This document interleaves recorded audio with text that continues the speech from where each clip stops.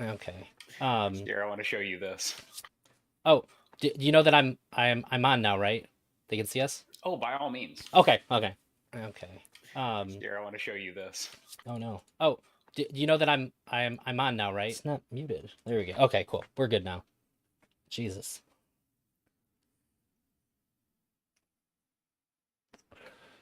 What what are you showing me? I thought that the family resemblance was amazing. What I just seen you with a napkin or something in your hand. Oh no, I DM'd you a couple of photos. Oh, gotcha. Let me grab my browser Discord. I've made the mistake too many times of like checking something in Discord while I'm streaming and then I just like pull up shit on Discord, The trick that I found for that is if you pop pop it out. chat out into a separate window, then you can do whatever you want on the other one. That's really funny. I particularly because when I was younger, if the internet existed like it did today, uh, somebody would have made exactly that out of me. Oh really? Yeah, yeah. I I had very much that look when I was younger. Um, an Italian in the sun. I got uh, I used to live in rural Michigan. I don't know if you've ever been to rural Michigan. No, I have not. Um, it's it's a lot like rural Alabama. My uncle's from Alabama, Okay, and he gee whiz. loved it up there. It felt just like home to him. And I also didn't shave my beard down to like this. I just had like a full beard, and boy, they thought I was a lot more different than I was, and let me know constantly. That's pretty hilarious. I can laugh about it now, yeah. The first girlfriend I ever had, her dad picked her up from my house and said she wasn't allowed to date me because he was in the military and he shot people like me. His words, not mine. I don't think he did. I don't think he shot Italians. Golly, man. Yeah, no, that's a hard one. That's a hard one. Michigan, huh? Wow, we wouldn't have expected. It's in the thumb. The term hillbilly came from Michigan. Oh, really? I didn't know that. Yeah, I believe the original meaning was Michigan farmer. Huh. At That's least funny. that's what I've been told, and from what I've seen, it was very easy for me to believe it. Amazing. Amazing. So we're live at this point? Yep. Sometimes I save my hellos for before I go live, but you and I know each other well enough to where I figured our hello-y stuff was there we go. Probably going to like I knew it would be safe for stream. If I don't know somebody, I try to say hello and everything ahead of time. Yeah, just make sure. I can appreciate that. So I mostly know you from doing panels, and I have heard you say on at least two occasions how important you think free speech is. Uh, so for Yeah, people that's that an important haven't, one. so for people that haven't heard you say it, how important do you think it is? Well, actually, that's an interesting one. I came into the Twitch space through the First Amendment auditing community. I've been a really big fan of police interactions. Um, I really appreciate people expressing their rights to videotape in public, to record things in public, to monitor the interactions that people are going through. Uh, Really, it's more of a focus on freedom of the press in that regard.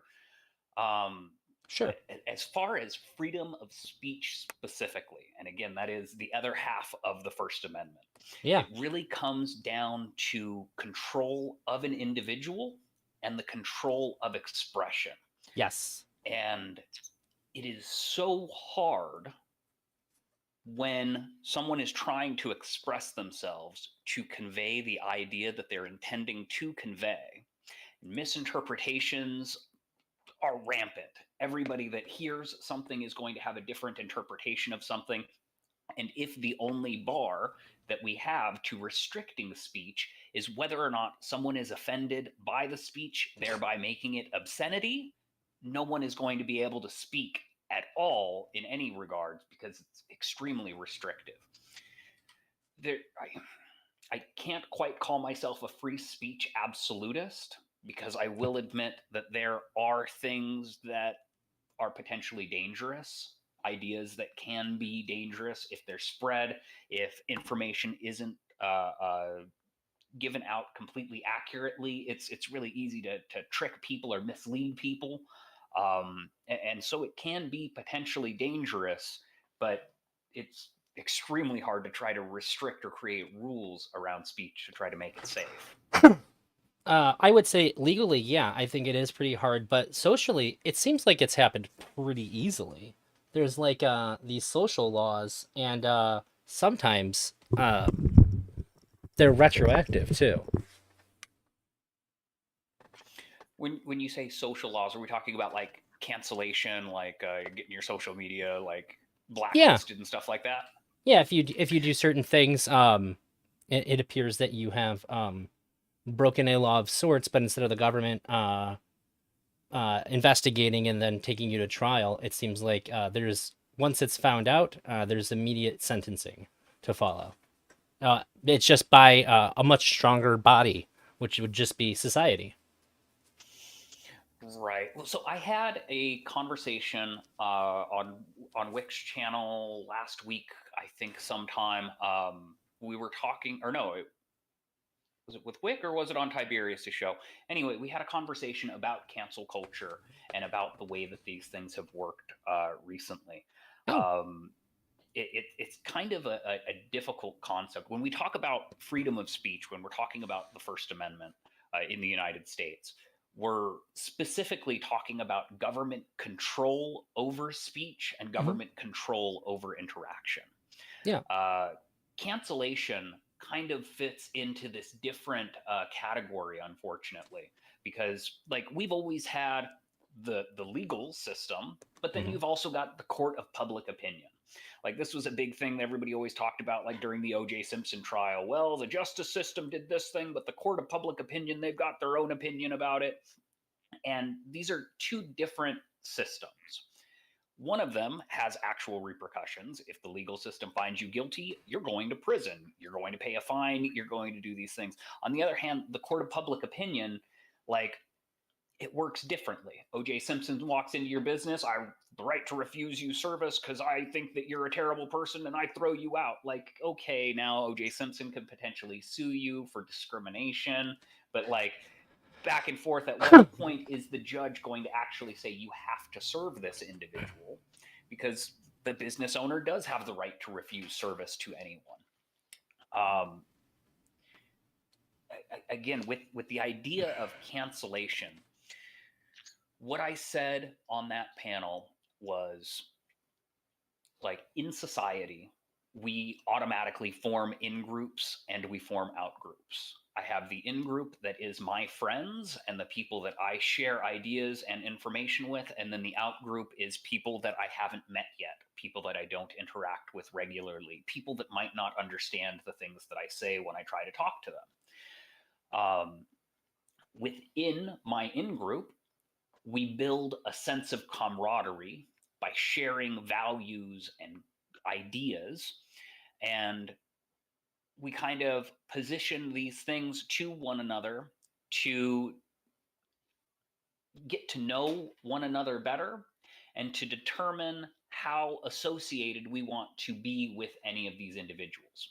Now, if someone takes an action, makes a statement, performs in a way that we don't like, we don't want people in our in group to behave that way, we're going to kind of push away from them and start to exclude them from our in group. So it's kind of like a gatekeeping, refining method by which, well, these are my friends and my friends do the good things and we know what the good things are, and those people over there, they don't do those things, but they're not our people. And there's kind of like this back and forth pushing away or accepting different people. I don't hang out with anybody that puts barbecue sauce on their meat because I think that that's a terrible thing, and nobody in my house is ever going to do that. All my Do you homies hate have the barbecue right sauce. well, do you have the right to put barbecue sauce on your food at my house, or do I have the right to throw you out of my house for putting barbecue sauce on your food? And it's a catch 22. I don't have to invite you over to my house. You got terrible taste. Sure. I guess when I think about, I don't really care if people are like, "Hey, we don't want to talk to you anymore." That doesn't seem to be the thing, but it seems like it's gotten to the point where, like, if you've broken a new rule that comes up, and somebody had broken a new rule that comes up, sometimes people will find out where your job is and get you fired from your job, even though you don't know them, they don't know you. You guys don't even have any mutual friends. There's nothing to bridge you guys except for that they found out you did something they didn't like. And I think that's the part that freaks me out because you can go to jail and sometimes you'll still have your job. Hell, some people go to their job while they're in jail, a work release program. Uh, Right. but you did something that people don't like before anybody gave a shit. That could cost you your job. Uh, and I've heard this be described as like a value. I've described it as like it seems like it's like a force that's sort of like here. Uh, but there's definitely a power that people have to hurt other people, which is contrary to the idea that I would have assumed throughout my life that the purpose of the political correctness movement was to make the world a better place. We trade some actions for the benefit of eventually this will make the world a better place for all people to live in. Yeah. Oh man, you hit my magic word, politically correctness. Yeah. So we got to break this term down a little bit. Okay, so Mm-hmm. politically correctness as a concept, we all kind of know what this means. There are things that you're not supposed to say, and there's a right way to say things, and you got to make sure that you don't say the wrong thing, or else you're going to get fired for your job because you can't be swearing at the cash register when you work at the grocery store. We're going to get rid of you. But where this word came from, where this concept came from, we had the civil rights movement in the 60s. And there were these people, and they had these ideas, and they wanted to say these things. And man, oh man, these people are going to vote for me if I say these terrible things. But it's not politically correct for me to do this. And while there are a lot of people that will vote for me, there are a lot of people that are going to not vote for me just because I said the bad word. And so, what we're going to do instead is we're going to come up with some dog whistles. That way, the people that want to hear those things know that they're hearing what they want to hear. But everybody else that's going to get a little squeamish if I say the bad word, well, I didn't actually say that word. I said this other thing that means something kind of similar, but it's totally different. And that's more politically correct. So, political correctness isn't necessarily a thing to try to make people less racist. It's a tool to make people seem less racist publicly. But I think that's the idea that we're sold is that we don't do these things to make the world a better place. That's how you get people to buy into it. Yeah. What do you mean? So there's sort of a movement of it when I was younger, and I think it was more so on the right. Things like the Golden Compass got canceled. People went after like magic, or not magic. They did go after Magic the Gathering and D&D for demonic imagery. These were like really bad things. Like generally, they were like promoted to be really bad things because the people that were uh, they had the most power at the time politically didn't like them, and it sort of just went away. It dabbled a little bit in the left when I was like a really young teen, and then it's just like it seemed like nobody really gave a shit what anybody else said or did, and then it sort of came back in full force over the last I don't know 5-6 years. Um, and now people really really care what other people are saying and doing, and I think that. And at least in the very beginning, the reason why it caught on and got so popular is that people thought they were doing a good thing that would result in making the world a better place for people, particularly people that typically wouldn't have a voice. They wanted to make sure that everybody was going to have a voice that could be heard and couldn't be shut down by people who would generally shut these people down. I would say good intentions, really, really good intentions, but now it seems like we're really far off from like what I thought it was supposed to be, which just seems like now people want to hurt other people, and I think it's disordered. You brought up the O.J. Simpson thing. I think it's a brilliant uh, lens to look at because this guy as far as most people are concerned, killed somebody. The court said he didn't, but a lot of people say, hey, he did. But when somebody murders somebody and they get out of jail, most people kind of have the attitude of like, well, they did their time. You shouldn't treat them poorly. Like that's like we have a system in place. They're not. Let me put it this way: somebody who calls somebody a slur is going to be treated way, way worse in society than a released convicted murderer. It depends. Now, It maybe at the depends super entirely. local level, the murderer is going to get a lot more cold shoulders. But on the I, I I I guess I don't know a whole lot of people who have started over after getting out of prison who had somebody find out where they were at and tried to mess up their life afterwards. And when we're comparing harms, I don't care what you say to somebody, it doesn't compare to the harm of taking somebody's life. But it seems like we as society care a lot more too about hurting people who hurt people's feelings rather than who hurt their body. I would even argue beating somebody up is worse than calling them something that hurts their feelings, but like by a pretty good margin. If you've ever been punched in the face, I'd rather have somebody call me whatever they wanted. Don't punch me in the face. That shit really sucks.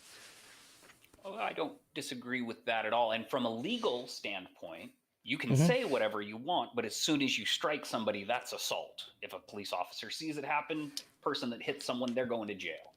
If they're both fighting with each other, they're both going to jail because they're both guilty of assault at that point. And again, this is like the difference between legally versus like the again the court of public opinion. So if I go punch some guy in the face, no matter what, I'm a bad guy. But if that person had attacked someone else, was being an asshole, was harassing women or something, and then I go punch him in the face, everybody's going to cheer for me at the bar until the cops show up and then take me to jail for assault. Hmm. Like there's a little bit of a crisscross between the court of public opinion, what people seem to think should happen, versus legally what is actually supposed to happen, the way that things are supposed to work. Um, when we look at the court of public opinion, and again back to this like kind of virtue signaling system that I talked about before with in groups and out groups, and what people in my in group do versus people that are in the out group do, again, Christians do this all the time. Well, in society you can do all of these things, but as good Christians we hold to these values, and people that don't do this, they're bad people, we don't associate with them. And again, there's like this in group out group concept. People will go and shop at businesses that are owned by people that practice their same religion because they feel like they're giving back to the community and they're not helping people outside of the community. And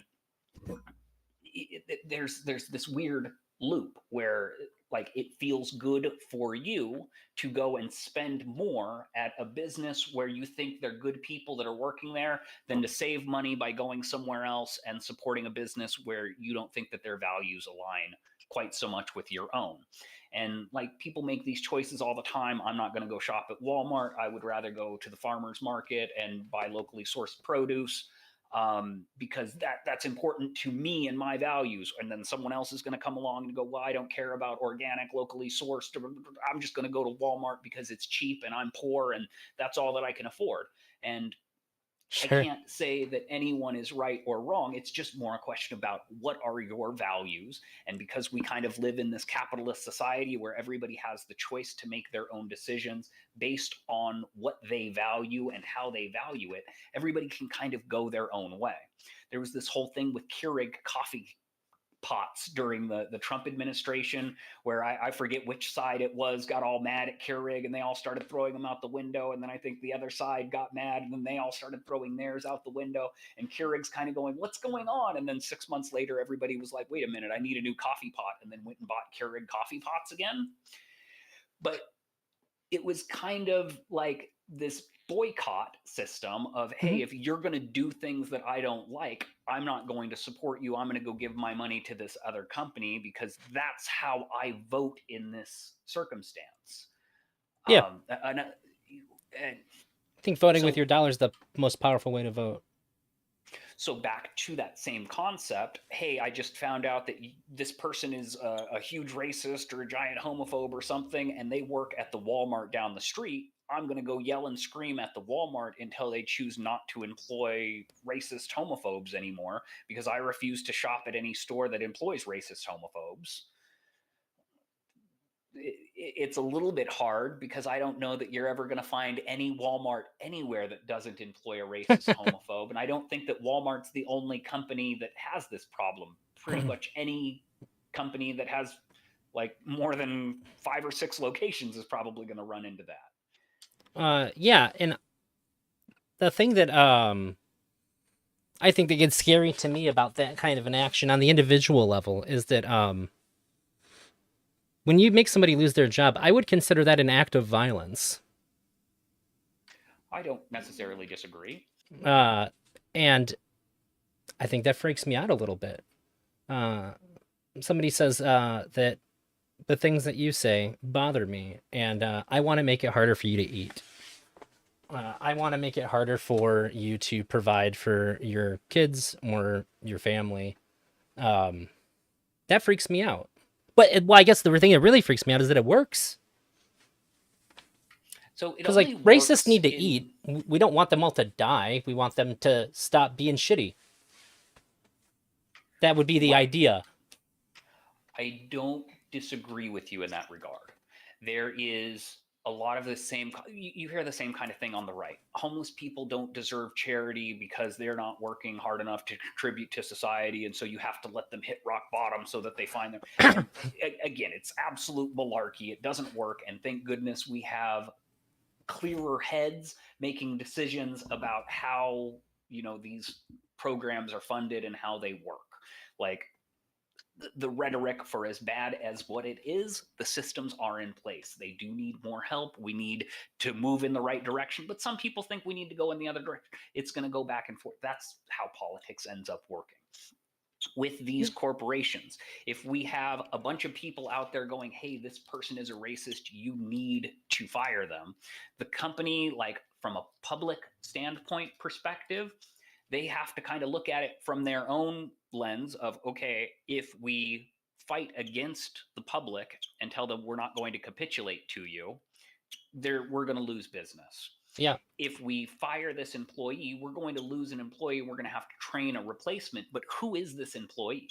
If it's the CEO of the corporation, they're probably going to defend them. If it's the guy that pushes the shopping carts back up and puts them into the rack, you're replaceable. I'm sorry. And again, there's kind of that hiccup. Back to, we were talking about people that had been to prison. There's a beautiful question on any job application that I've ever filled out that says, are you a felon? Have you ever been convicted of a felony? Or I think it might even be, have you ever been charged with a felony? And then they Sure. got a little spot where they want you to fill out a thing. And I'll tell you right now, folks, if you click that yes box on that thing, you're probably not going to get an interview because most companies don't want to hire someone that has a past of being unreputable or being questionable. The trick kind of becomes, you have to go through the process. You have to get your felonies expunged so that you no longer have to check that box anymore. And all of a sudden, it's going to be a lot easier for you to get those jobs. Same thing, if you go into a job interview and you make it abundantly clear that you are racist and or homophobic, you're probably going to have a hard time getting that job unless the guy that you're interviewing with is also a racist homophobe. If the public finds out about it, now the business is going to start having a problem. The business owner is going to be accused of being a racist homophobe or of sheltering racist homophobes, and you need to get these people out because this is a bad business in general. And it creates a public image problem for them. They try to clean that out again by getting rid of the individual, because from their own perspective, who is this person that is working with me? If it's my son, okay, I'm going to go and defend them publicly. If it's someone like my partner, someone is essential to the business can't function without them, I have to go and defend them in order to try to keep my business running. If the business can run without that individual, it's probably going to be a better business to do business without them. Yeah. Um, so where exactly do you draw the line for free speech? You say you're not an absolutist. Um, I've only heard one person say they were an absolutist, but then they rolled it back a little bit before I got to talk to them. Um, so I know you're not. What do you think that it's say okay, this isn't covered? Because I would say if you're using your speech to do something that isn't speech, uh, we're kind of outside of that boundary. So there's a really great song lyric. I forget who wrote it, but he says it's called freedom of speech. It's not freedom from consequences. And I think that that is extremely important and extremely valuable. You can say anything that you want, but you might get punched in the nose. I'm allowed to go tell all of the hot women that I want, oh my gosh, I think you're absolutely beautiful. But her brother might come and punch me in the nose for being lewd or crass, or her husband might get upset that I'm flirting with his wife. So you can do these things. There are just potentially going to be consequences for any action that you do take.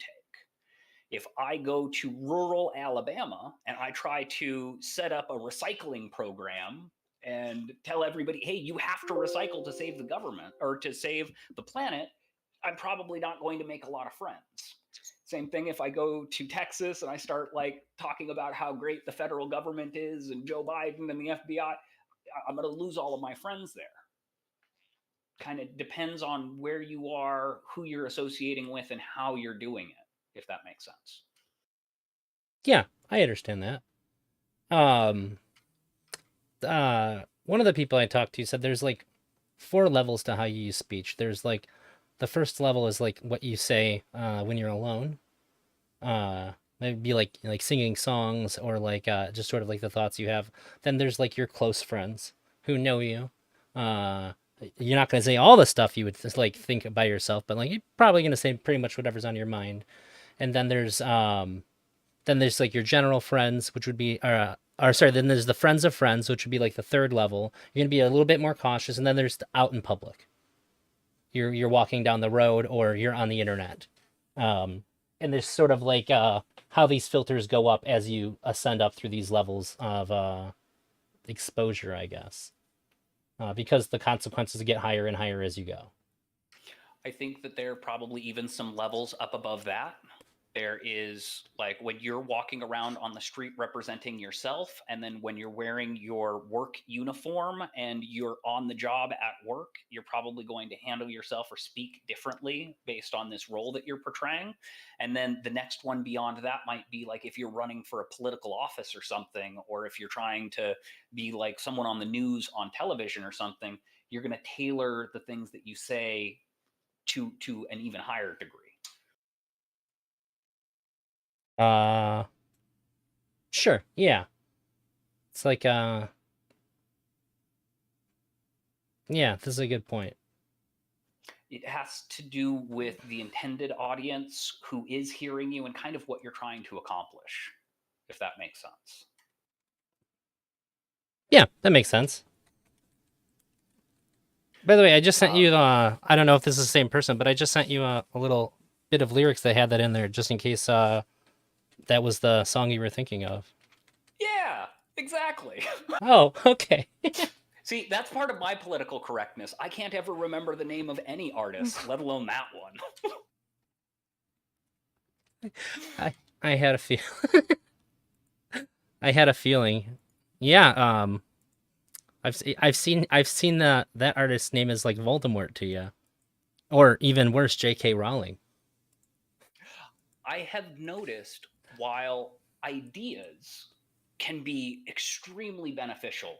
I could give you some really great philosophy, I could give you some really great theories, but as soon as you decide, oh wait, that's coming from Kant and I think that Kant is a douche. So you're a douche. I'm not listening to you anymore. So all I have to do is obfuscate the fact that I'm preaching Kant to you and you might actually pick up some of the knowledge and wisdom that I'm trying to give you.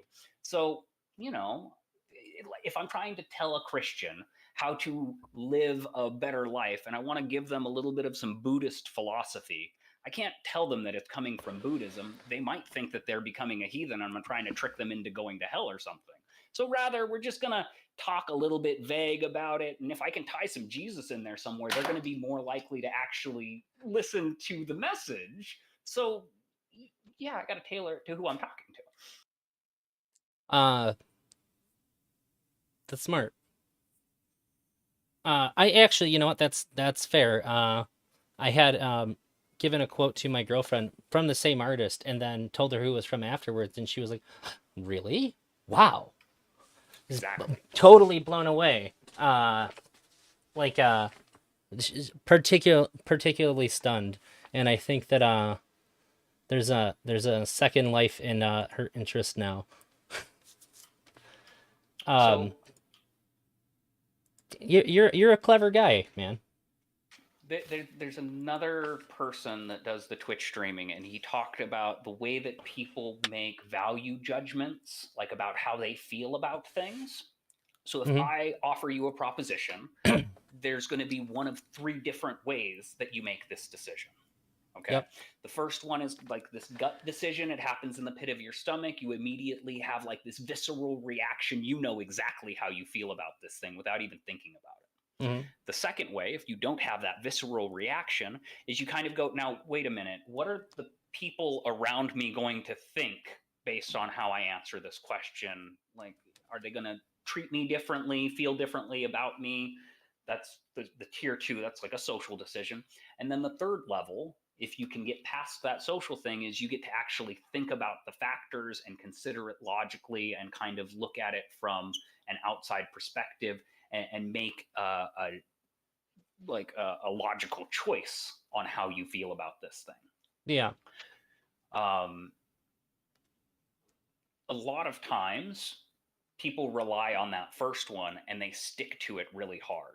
Like, my wife doesn't like eating pickles. Doesn't matter. Ew, it's a pickle. That's gross. Makes my stomach turn. As soon as you talk about it, I don't want any of them.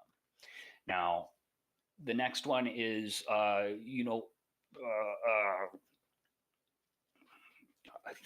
I'm trying to think of a food that is going to affect someone socially. If all of my friends are vegan and then I go eat a hamburger in front of all of them, I might lose all of my friends. So I might choose to eat the Beyond Burger because I'm hanging out with all of these individuals to keep, socially appropriate. Now, I can then sit down and I could make a logical decision. I could check my own moral values and make a determination for myself whether or not I want to eat meat or not. Hmm. We'll stick with meat the whole way through. There are people out there that you even offer that, hey, would you like to have a steak? Ugh, I feel sick. I'm a vegan. That's disgusting. Then the next level, all of my friends are vegan. My wife is vegan. Everybody's going to be mad at me if I eat that steak. No, I don't. I don't want that. Like, I'm a good vegan now. And then the third level of that is, no, I have made this conscious decision. While I think that meat is delicious and I think bacon is great, I think that it's bad for the environment and I think that it's unethical for me to eat meat because I'm harming animals. Therefore, I won't do it. And that's all three ways to make that same decision. Are there better or worse ways to make a decision? Should you always try to do a level three decision making process? No, it's not always essential. Hey, would you like to eat a pile of shit? No, that's gross. You don't even have to think about it. You don't have to, okay, what are my friends going to think if I eat this shit? You don't have to, is it morally appropriate or is it ethical for me to eat this pile of shit? No, man, that's just gross. I ain't doing it. Like, so you don't always have to go all the way up to tier three for your decision making, And it's but hard. sometimes it's essential. Um, actually, that the vegan example is really really good. It probably took me 3 months once I started thinking about it to make that decision. And then when I see people mostly using their gut, I don't ever try to debate anybody into eating vegan. I don't shame people like the people in your example do. My way of like gently trying to persuade people, like, do you want to try this? I just offer people food, and I have had people act like I emasculated them by offering them Beyond Jerky. They're like, Yeah. no. I'm like, I don't care that you don't want any, but it's weird that you reacted that way. I'm just saying, like, did you consider why you had such a strong reaction to me offering you some food, which is polite?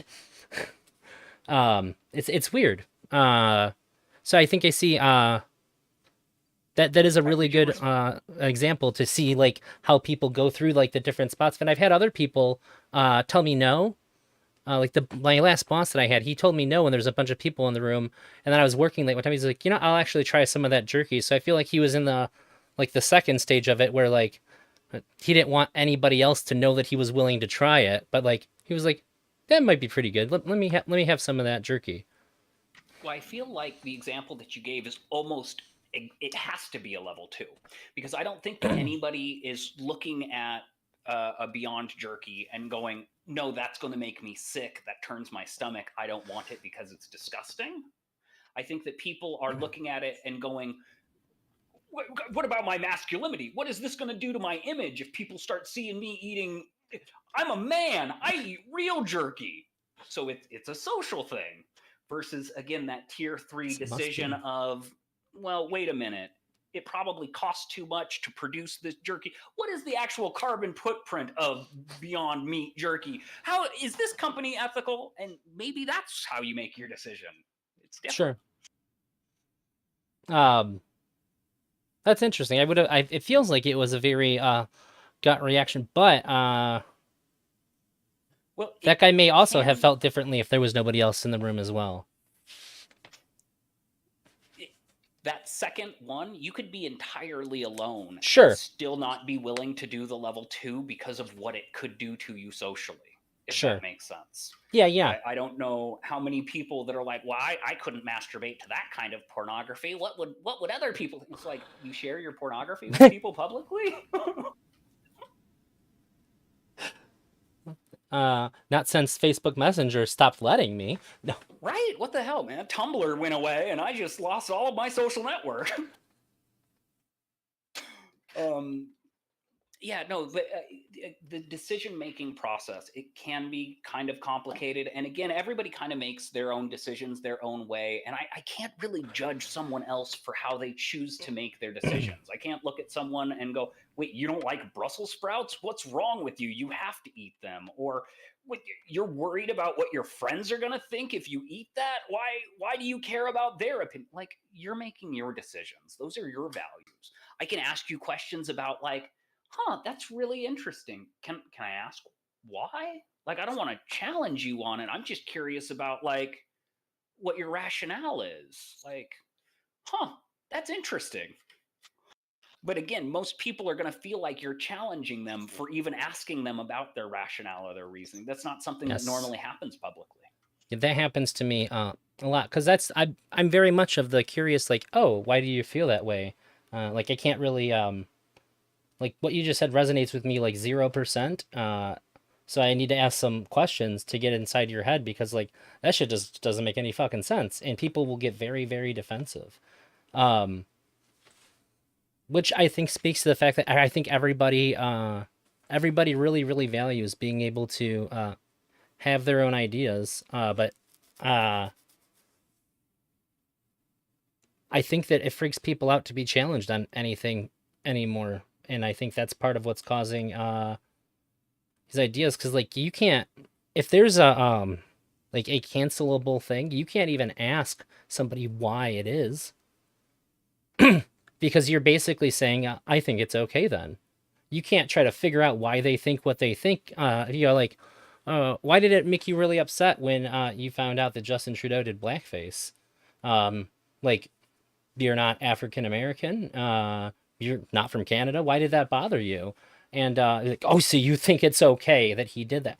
Like, motherfucker, I asked you a question about you, and now you're attacking me. I just curious why you got so upset about it that you posted 14 tweets in 2 days about it. That's all. I just wanted to know how that disrupted the flow of your day in the way it did.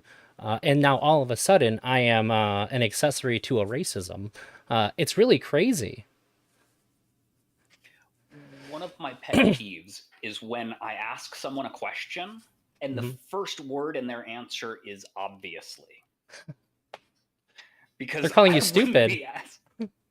Well, it's not even that so much. It's that they have such a myopic worldview that, Yeah. like, everybody is going to work through this logical process in the exact same way that I did. It's completely irrelevant. I don't even need to go through this. Like, it's it's difficult. It's difficult. If I want to talk to you about physics for a minute, Hmm? right? And I got to, okay, now I don't know if you've ever heard about this, Elder Drazi, but there's like this force that exists in the universe. It's called gravity, and it's a result of objects that have mass being attracted to one another. I don't know if you've ever heard of this. It's actually E equals mc squared. It's in relationship to the amount of mass is how much gravitational force is going to be. And at some point, you're going to be like, dude, I know this stuff. Quit talking to me like I'm a child. And then I'm going to go, oh, okay, let me bust out this long, complex formula for you. And then you're going to be like, no, middle ground Yeah. Can somewhere. somewhere in I've got to, between. Yeah. right. So I need to figure out where you're at. There's kind of this idea of like, hey, I've done all of this research into this thing. I know everything about this. It's extremely important that I found out about this. And now I'm like saving the world. And people that don't know about this, they're intentionally lying and trying to obfuscate, trying to destroy the world. There's really heavy factionalism. And there is this concept of, hey, obviously this is how things are supposed to work, and if you don't agree with me, you're either being disingenuous or you're just stupid. And again, it's hard to communicate with people. It's hard to get ideas back and forth between one another to come to a common idea and gain new information. I agree. It's something that I have much better luck online than I do in real life. Cause like my God, I can say words to people, and it's like there's like a translator that happens between me and the other person, and they hear a whole different set of words than what I said. Sometimes they get mad. Sometimes they respond. They respond to me, and I go, "What the fuck do you think I asked you? Like, what do you think I said? Your response has no relation to the words that I said." Yeah, it gets pretty weird. So I'll give you that, and I think that with that in mind, that it is difficult to communicate to people, we should probably cut people a little more slack, uh, overall. But I think that people don't want to, because there's even if it's not canceling people, I think even just shaming people, uh, people like that. They enjoy the power of it. I perhaps you have an alternative perspective. But it seems like nobody wants to ask what a person meant. They want to punish them for what they think they meant instead, if it's bad. And if somebody who they like says something bad, they don't want to consider why it might be bad. They want to celebrate the person and explain how this means something that those words put together can't possibly mean. Golly, there's so many different factors that tie into this. And it's different for each person that you're talking to, Mm-hmm. why they might be responding this way. Um, at the end of the day, we are all balls of a huge amount of trauma that has occurred throughout the course of our lives, and all of this trauma gets piled on top of each other, and then we like form all of these syndromes, conditions, complexes based on these series of traumas that we exist or that we experience. Yeah. You know, someone asking you, "Hey, are you tired?" could be someone looking out for your best interest, checking into your well-being, asking about your current state of mind. It could also be an extremely passive aggressive thing of, "Hey, why aren't you paying attention to the important thing? Are you tired?" And based on how other people have interacted with someone in the past, someone saying that, they're going to make different assumptions about what that person meant when they said that to them. Granted, as you get to know this person more and you understand their speech patterns, you're going to know a little bit better what they mean. But again, if you tap into the same trope that someone has used in the past to abuse you, that person, you're immediately an abuser. You're abusing me the same way that that other abuser has abused people. Or if I've been abused by an individual and I see someone else do the same thing to someone else, I'm going to go up there and yell at, hey, you're abusing that person. Don't you know you're going to cause all of these problems to that person? Because look at me. I had to go through all of these things to get better as a result of people treating me that same way. But they didn't mean that. That person didn't take it that way. That's something that I'm carrying around and I brought into the conversation. I projected that into the situation. um it's very, very hard. And again, a lot of times it is things like, oh, I had an ex-girlfriend one time and she treated me like this, and now I'm seeing your girlfriend treat you that way, and so I'm going to tell you that you can't stand for that, and I'm going to go yell at her and tell her that she can't do that. And then at the end of the conversation you're going to be like, hey dude, I kind of like that, and I actually asked her to do that to help me with this thing. Like, you're being an asshole. Quit yelling at my wife or my girlfriend. You know what I'm saying? Like, Yeah. 100%. Between my wife and I, we used to make jokes that I would like hit her over trivial things because it's funny. right. Because when there's no actual domestic violence, the joke of domestic violence is extreme and therefore funny. We moved down to a bigger city where people don't know us, and she grabbed the wrong beans for tacos, and I was like, "No, lady, that's the wrong one." And she was like, "Don't hit me." And this dude stopped and turned and stared at me. He's like, "We can't make jokes like that around here. Nobody knows us. That guy thinks that I was gonna beat your ass over the wrong beans." Uh, and whenever we passed Yeah. that guy in it's like a smaller grocery store, he's just sort of like, he was keeping an eye to make sure I wasn't about to pop her for grabbing the wrong food. Uh, But so yeah, conversely, if you were at a store and you did see someone and actually thought that they were about to beat their significant other for suggesting the wrong, like, you would be like, I would hope that you would stand up and do something. I yeah, I got beat up outside of a bar once because this guy made it very clear that he was about to beat the shit out of this chick, and I was like, because I was like, nobody's gonna do anything. Like everybody else just heard that. It's like me. It has to be me. Really, and like a lot of big hillbillies in this bar, man. I was scrawny compared to, and I was in good shape back then too, but I was scrawny compared to all these other guys. And nobody even looked at me. I was like, all right. And I said something. That dude picked me up, put me into the wall. I tried to defend myself, and he smiled at me, and then he beat me up. And then, sure enough, he got arrested because he beat the shit out of that woman later. Well, you probably could have gotten them arrested yourself. Uh, okay, this relates to a story that someone told me a while ago that I thought was extremely interesting. I love these little moral quandaries that everybody seems to have to answer a little bit differently. So there's a bus and it's going down the street, and it gets to the next bus stop and there's a man standing at the bus stop, right? Mm. Bus stops, opens the door, guy comes to get on. The guy is obliterated drunk, absolutely hammered, gets on yelling obscenities at the bus driver, doesn't have his money right, all the above. Bus driver tells the guy, hey, get off the bus. You're drunk. You're not coming on here. Guy won't get off the bus. Bus driver gets up and pushes the guy off the bus, or gets the guy out. Get out of here. Physically moves him off of the bus. Well, he's in front of the bar. The guy's been drinking at the bar all day, just fell down, and everybody in the bar just saw the bus driver push him down. So now everybody comes out of the bar, climbs onto the bus, grabs the bus driver, and drags him off and starts beating him up in the street. And the person telling me about this story goes, I can't believe that those people on the bus just sat there and watched all of those drunk bikers beat that bus driver up, and they didn't get up and do anything. And I had to go, now, wait a minute. All those people on the bus are probably little old ladies and homeless people that are just trying to get home, and you want them to go fight the Royal Rumble with a bunch of drunk bikers because this bus driver that they don't even know?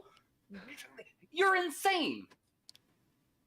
So, in my opinion, in that particular situation, the people in the bar that came and got involved in the situation that they had nothing to do with were the ones in the wrong.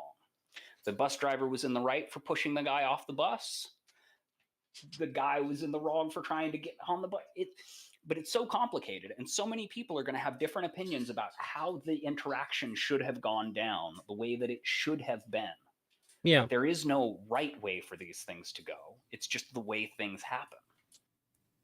Yeah, I think people have a hard time when there's no clear right answer. Tell people a lot too. Like I don't think there is a right answer. You should just do what you think is best. It's because it's tough. I think that that's kind of the thing that worries me a lot when I see the kinds of interactions that I've talked about too. Is that people are really convinced that they know what's best. I think that's kind of scary. Nobody has doubt. I think that um, as far as like pursuing anything intellectually or even socially to a pretty good degree, the best tool that I've had in my life, my tool belt, is doubt. To not be certain. When you're certain, you don't care what other people have to say. You tune things out. When you have doubt, it lends yourself to open mindedness. I think doubt is it's a lot more scarce than it ought to be. People don't value it. People don't value people who express doubt. They go, oh, this guy seems to know what he's talking about. He's so confident. Like, that's scary to me. How do we know that he knows? How does he know that he knows? We should take everything with a grain of salt and really think about things a lot more. But people have decided. Yeah, I think too about a lot of people that have like paid the price for their own speech. They may not always even mean the thing that people thought they did. The example that I've given to pretty much everybody I talked to that made me interested in this is that um, there's an interaction between two people, friends, and one friend says to the other friend, or they don't have to be friends. Two people are conversing, and one person says, "Oh, why did you say that? That's racist." Says, or why did you say that? That's racist. You're racist. And they go, "No, I'm not. My best friend is black." And then they said the meme, so then they get dunked on. But what that person meant was, I do not think that other people of different races are lesser than me. As an example of this, my best friend, the person who I like the most out of anybody that I'm not in a relationship with, is black. This should demonstrate that I do not think that they are lesser. And instead, the other person tries to chastise them about it because both people are so certain about what they're saying that they're not hearing the other person. Man, oh man, yeah. So that example, that's a problem with polysemy that you ran into there. What exactly does it mean to be racist, and how does someone perform a racism or protect themselves from a racism? And it's very difficult. You run into problems of like systemic racism. Whenever I run into a situation like that, I always like to ask the person, is it possible for black people to be racist? Because if the answer is no, then we're talking about systemic racism, and these things start working differently, and we have to change the conversation, because the definition that I started with of what it means to be racist, I think that other or thinking other people are inferior to one group or another, versus creating a system in which we systematically oppress a group of people based upon it. So these are different concepts, and we need to Yes. be able to have both of these conversations. It's just really unfortunate that there is a simile that represents both of these two concepts, and that the idea underneath them is so similar that it's kind of hard to flesh out which department people are talking about until we're like 3/4 of the way through a conversation in a lot of situations. Uh, yeah. I think that's why conversations with me get derailed early a lot because I'll ask people what they mean by something and they'll tell me I know what they mean. I'm like, oh my God. I promise you, even if I do, my level of my doubt is so much stronger than my confidence at this point. I just need you to say it, please. Pretty please. Because I think three different things pop into my head, my guy. And maybe And none of them are right. that's why I had my original name. I don't know if you met me before I changed my name to Somebody Online, but when I No. first came onto the scene, I was Some Dummy Online. Oh, that's your Twitter handle. Yeah. I was trying really hard to give myself the grace to be able to ask really stupid questions. So I go, no, what exactly do you mean by, are you freaking stupid? Yeah, my name is Some Dummy Online. Please explain it to me. I'm a freaking moron. and it didn't work, and people got mad at me for it. So I changed my name, and we tried another technique with it. But so back to what you were saying, doubt. Yeah. Doubt is a virtue I appreciate so much. Oh my gosh, I looked into epistemology for a long time as a result of hanging out with the street epistemology community. Bunch of really great dudes. They build this cool little triangle based on like how people form their ideas and their opinions. Hmm. Are you familiar with street epistemology at all? Have you watched any videos about any of that? My old co-host, or my co-host of my old show, she's not old. Uh, Natasha, 405 Natasha. She did an interview with one of those guys, and Oh, cool. she told me a lot about them beforehand. So I have a little bit of knowledge, about that. I understand it's not just like one guy, right? There's a few people. So there was a book that was written by Richard Dawkins Hmm. called like How to Make an Atheist or something like that. And Yeah. he coined the term street epistemology in that book and kind of gave a rough idea of what it could potentially mean. Then there was an individual named Anthony Monabosco that started a YouTube channel, and he Yes. read that section in the book and was like, hey, I'm going to go take this into the public and I'm going to start doing it. And he got millions of subscribers, huge views, and started a Discord, and a little community built up. And then they started like writing a methodology for other people to start using the same technique in conversations. And then more people have started having conversations like this. And now there's this whole huge community of people that go out and do street epistemology publicly at community colleges or universities and public parks, at farmers markets or county fairs. And they set up a little booth and they go, my favorite ones, they say casual conversations or cordial conversations. They just put that on a sign at the front, and then they ask people to come and sit down. And they always start out by saying, hey, I'd like to have a conversation with you about something that you believe to be true that changes the way that you live your life based upon that being true. And people get to pick whatever they want. They get a lot of, oh, let's talk about Christianity. Let's talk about the Bible. But they've had them talk about karma. We've had them talk about like the COVID vaccines. We had them talk about, trade embargoes and political things, all sorts of different things. Epistemology is essentially how you know the things that you know. Yeah.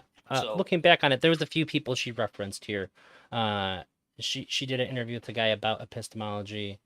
Uh, do you remember Quaid who she Snell. talked to? Quaid Snell. Quaid. Okay, I know Quaid. Well, Okay, yeah, I've met that's Quaid.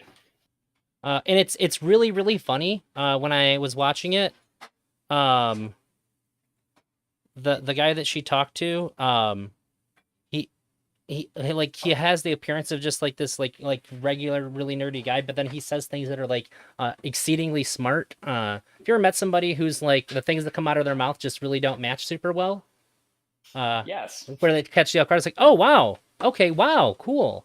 And I she there was a really interesting conversation that they had. Yeah. So again, I'm kind of pulling things out of their handbook that they don't normally show publicly because I'm not doing street epistemology with you. I'm talking about it. They Yeah. they build this triangle when they're teaching people about how they do this, or a pyramid. I almost like want to draw a picture of it for you, but they draw a pyramid, and up at the top of the pyramid, the little like crown that is the smallest part at the top, they write the word "what" above it. And that what is the claim that you're making? What is the belief that you have?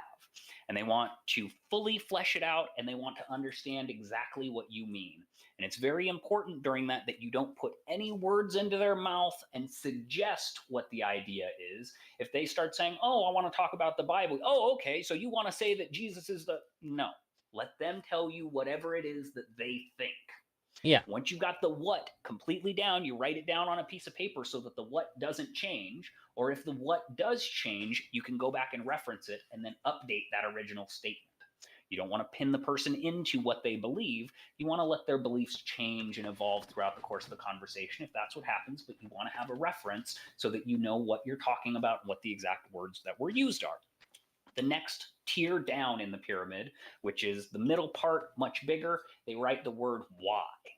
And that's, again, underneath the what is, why do you believe that that is true? Why do you think this is the way that things are? And then once they get completely fleshed out into the why of the belief that they have and why they think that it's true, and again, most of the time their why isn't really going to be an accurate why. You've got to do a little bit of probing with them.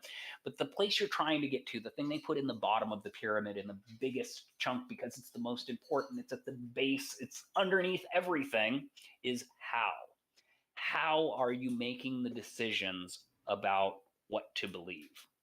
You don't have any evidence of this. I'm not refuting any evidence that you're providing. How are you making this decision? How are you making that determination? But you have to go through all of the pageantry of the what and letting them explain to you exactly what they mean, and then giving them all of the opportunities to clarify so that they don't feel boxed in. Then you have to get into the why, and you have to let them explain and explore and go all over the place and do whatever they want in that why section. And you don't even really point out the how. You're never even going to ask them the how questions. You're just going to try to get them to give that to you through the course of the conversation, because that's the question you want them to answer after the conversation when they go home. How am I making these decisions? How could I make these decisions better in the future? So again, doubt is extremely important in the street epistemology community. The people that do these things don't make any claims, and they never make their beliefs known to the other person, because I'm not trying to challenge your beliefs. I'm just trying to find out how you come to your decisions and things. People that do well in street epistemology situations don't really have a strong claim that they can make, because it's really hard to have that much confidence in a thing that you don't know for sure, if you're really smart. Um, it's funny. That's I. I'm sure not perfectly, but it's very similar to how I talk to people when they say things that I don't understand in real life, and they get really irritated by it. When she was describing to me, I was like, "Oh, that's I do that all the time." I'm sure to a much less elegant degree, but that's very much how I approach things that people say. Because I can't be like, "What? What the fuck are you talking about? That's dumb." That's a way that I could say it, but like I have learned over the course of my life that there's a better way to do it. I this is still not great. People still get really upset when you ask, but at least now, like, my wife understands when I ask questions about the things that she's saying. It's because I'm trying to get to the heart of the thing, and it's very much how I approach it. Like, what exactly are you saying? Uh, but maybe I take more of a guided approach, because I'll ask, like, do you mean this? Do you mean this? Well, you're saying this, but like, does it actually mean like this thing instead? Uh, but maybe that's what people don't like, is the guiding. I found street epistemology because I was having difficult conversations with people often, and they weren't going the way that I wanted them to. I had just recently moved, like, very close to Salt Lake City, and I was not used to dealing with that many LDS individuals quite yet, and some Yeah, of their beliefs are a little bit unorthodox. And so just trying to find out more about their faith and about their culture and about the way that things, it, it was difficult, and they felt challenged often. And so learning different techniques and watching people have these conversations in different ways kind of became a good tool to have better conversations myself in the future. that's um, fascinating. I always let the Mormons into my house when they knock. oh, they're wonderful people. I You should ask them there's if they're nobody willing to nicer. help you. You have to ask them if they're willing to help you do chores while they're there. They will always help. I the last I time had they offered to help me, like, cut my grass and stuff too. Like, they're like practically beg to do things for you. I was remodeling my house when they came by, and they offered to help, and then they came back the next day and they helped again. They were there for like almost a week and a half. That's awesome. Oh, they were amazing. They did great work too. They were wonderful people. They gave me a book at the end of it, and I gave them a copy of L. Ron Hubbard's biography, because I felt like that was appropriate to exchange books. But you know, They're wonderful people. They're great. Jehovah's Witnesses too. I find Jehovah's Witnesses to be a little. They're better at marketing. I can tell you that. I seen a Jehovah's Witness. He got out of his car. I was sitting outside of a Little Caesars. He came out of his car. He goes, "Hey, can I ask you a question?" I was like, "Sure." The dude was dressed in a suit and tie. He's like, "Do you like war?" I was like, "No." It's like, "Do you like?" He's like, "Do you use something like appreciate or respect love?" And I was like, "Yeah." He's like, he without a word, he just like reached into his coat, handed me a pamphlet, and I grabbed it and looked at it, and I was like, oh wait, what? And before I could even like finish looking up, he was already back in the car, and they were going. I was that was fucking smooth. Like that was like guerrilla insertion of religious propaganda. He got in behind the lines, like I had no idea what's going on, and before I knew it, I was holding a Jehovah's Witness pamphlet in my hand with no garbage can in sight. Uh, whereas whenever I interact with Mormons, they're very much I feel like their pitch is let me be the nicest person you've ever met. So I don't want to go down this rabbit trail yet. I want to go back to doubt. Okay. So we were talking about doubt before and about how, man, oh man, it sure would be nice if people were a little bit less confident about everything all the time. Right. Yeah. But when we are looking for a romantic partner, confidence is a very important thing. When we're looking to hire an employee, confidence is a very important thing. When we're looking to elect a politician, confidence is a very important thing. And you don't want people that have doubt or seem like they don't know the answer. You want someone that is very self assured and reliant and powerful and strong, doesn't doubt, doesn't question. So we've kind of all been trained to cosplay this overconfident individual and portray this overconfident individual so that everybody else doesn't think that we're weak or stupid or foolish. It shows that we are firm in our values, that we don't waffle, that we are of good character, that we know what we're doing, and that we're righteous actors in the things that we do. And if someone is capable of changing their mind about something, then that shows that you weren't thinking about this clearly enough beforehand. You've gone up to this point in your life without this important piece of information that you just recently gained. I don't think I can trust you to continue on making decisions in the future because you haven't been able to do it up until this point. Confidence is something that is very important, like in your teachers, in your educators, and everybody wants to be the teacher, everybody wants to be the educator. Everybody wants to be the politician.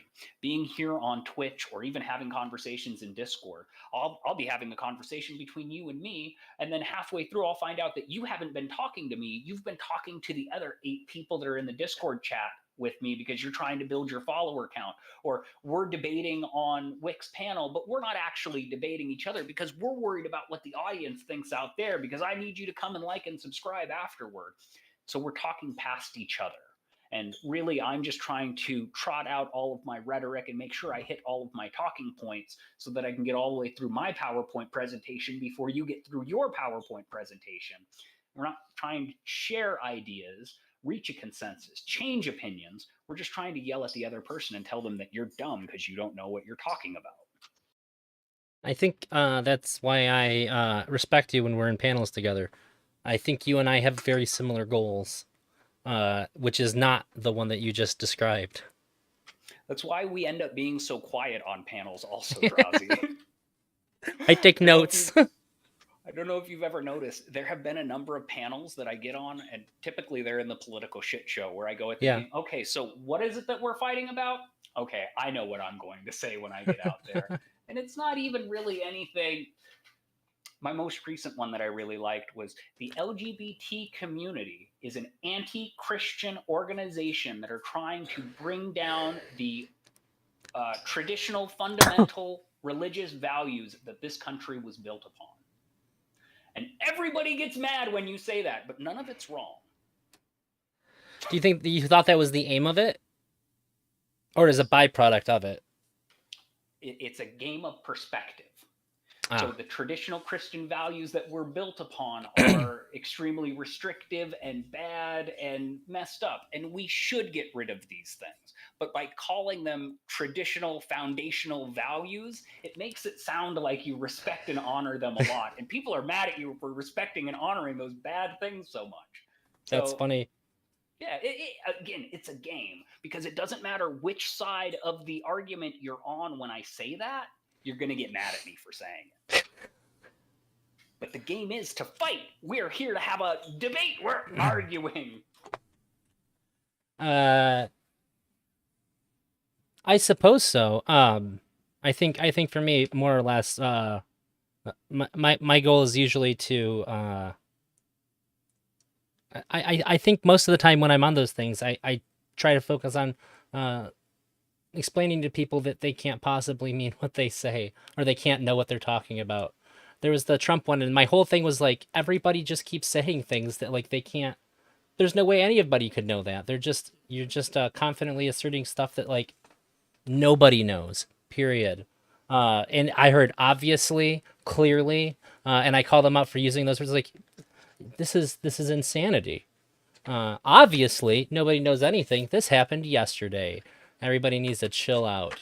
Um, and it gets and I think that kind of attitude is how most people engage with the topics that you and I like talking about. And I think that it leads to people being overly emotionally invested because that's all they have is their emotion at that point. People don't really know the thing, they just feel the thing. But nobody wants to say that this is how I feel. And so I think that when somebody challenges that, um, for a lot of people, they want to go after them. Right, right. I think that people Um, don't use their freedom of speech well enough a lot of times and actually say what they really think because they're scared.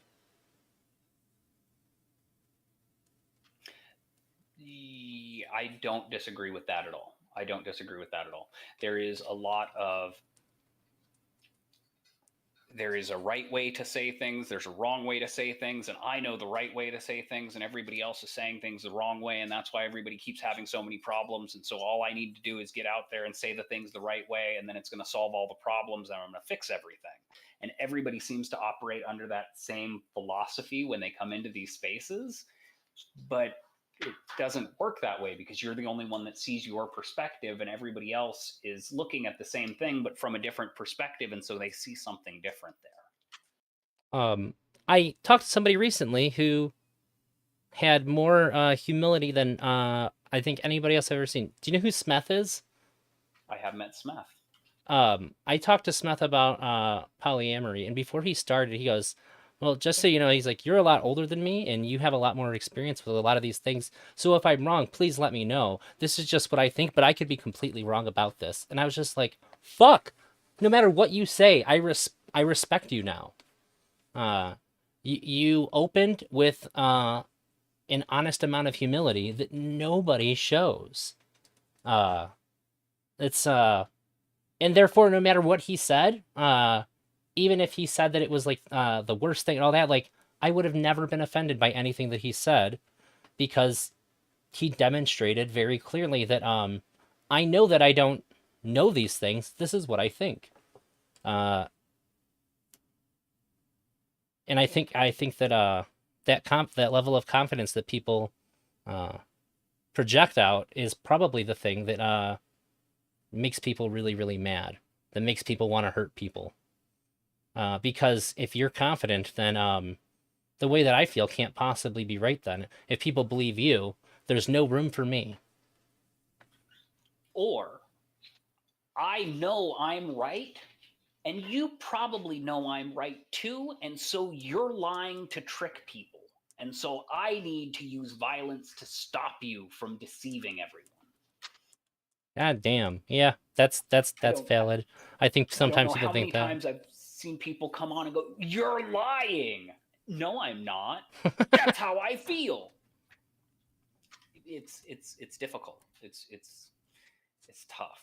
Um, have you met my friend Saxon? Yes. Actually, you and Have I you have talked to him together before.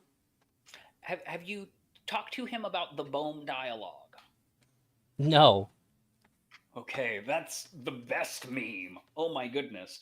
And you mentioned Smith, which Yeah. brought me back to Saxon. That big old community that all those folks come from, kind of, I don't want to say Saxon is the one that started the Bohm dialogue meme. I've got to give him all of the credit in the world. I picked it up and I've run with it. But that community is the most receptive to the idea of the Bohm dialogue out of anyone in the internet space. All of these other panel conversations that we're talking about, these are all debates. These are contentious conversations. It's like a fencing match where we're trying to score points against one another. The people in that community are trying to have Bohm dialogues, which are a totally different thing. And they're like freaking gold, man. Let me read you the thing on the Wikipedia. A Bohm dialogue, also known as a dialogue in the spirit of David Bohm, is a freely flowing group conversation in which participants attempt to reach a common understanding, experiencing everyone's point of view fully, equally, and non judgmentally. This can lead to a new, deeper understanding. The purpose is to solve the communication crisis that faces society and indeed the whole of human nature and consciousness. It utilizes a theoretical understanding of the way that thoughts relate to universal reality.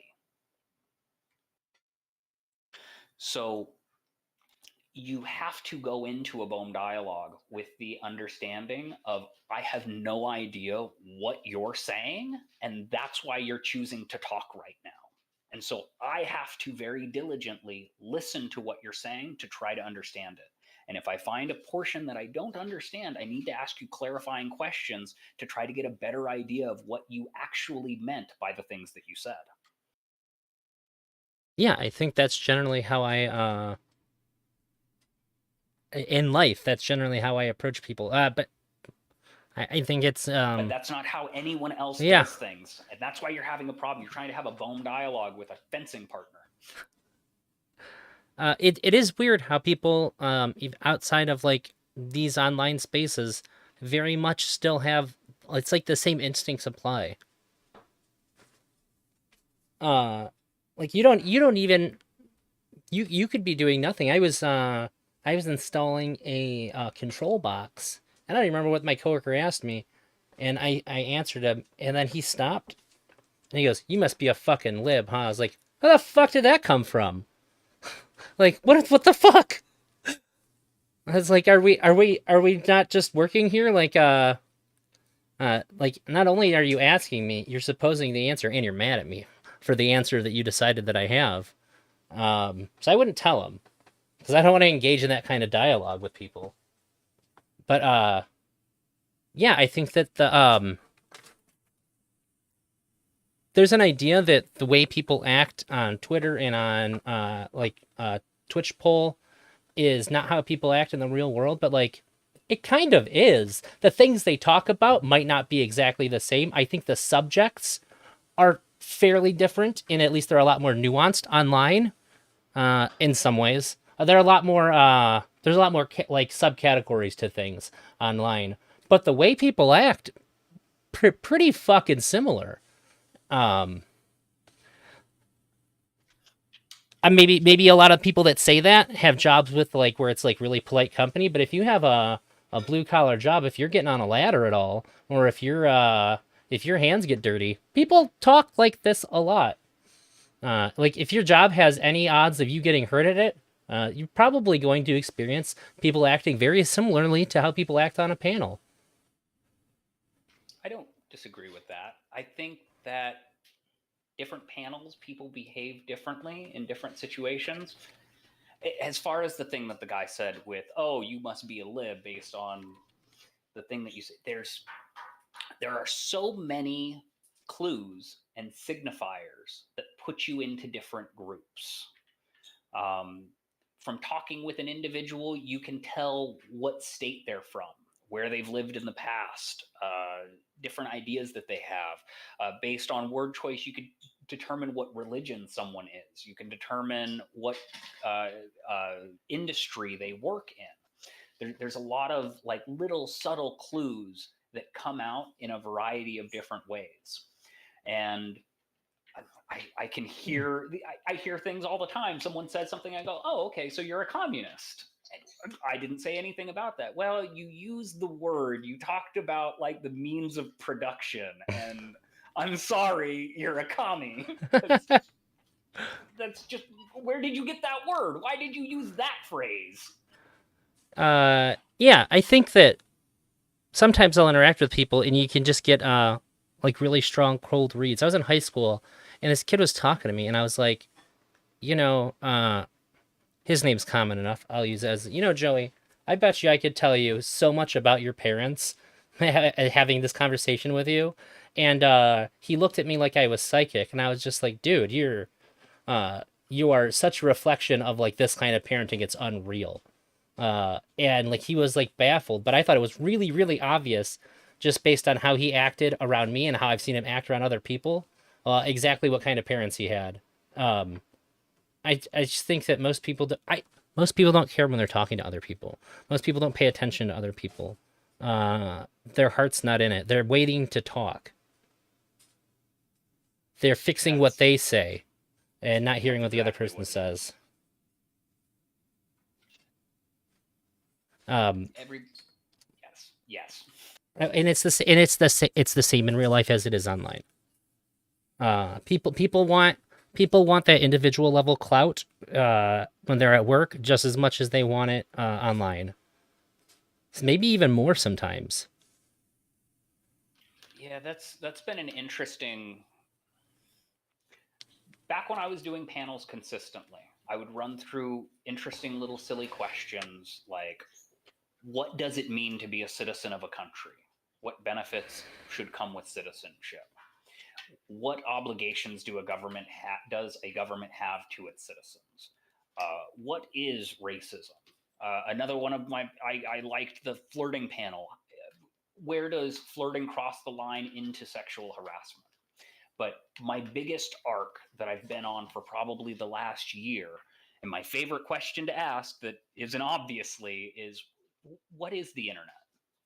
What's the difference between the internet and I think they call it IRL or like meat space? Like, what is the difference between these two things, and is there any difference at all? And everybody keeps telling me, oh no, the internet is very different. People on the internet are different. Internet people are a different thing. Social media is different than society. And I'm confused by it a little bit. You seem to be implying that people are the same in both places, and then that's a little bit surprising to you. You expected them to be different on the internet? I think that the only difference is that there is some level of anonymity. That's it. Even if you show your face, there's a level of anonymity between me and you because you don't have any way to like directly touch my life. When I can press a button, you go away. So that's all there is. But that doesn't give me different ideas. That's not going to change the way that I act when somebody says certain things. It's going to be exactly the same as it is everywhere else that I go. It's just a place.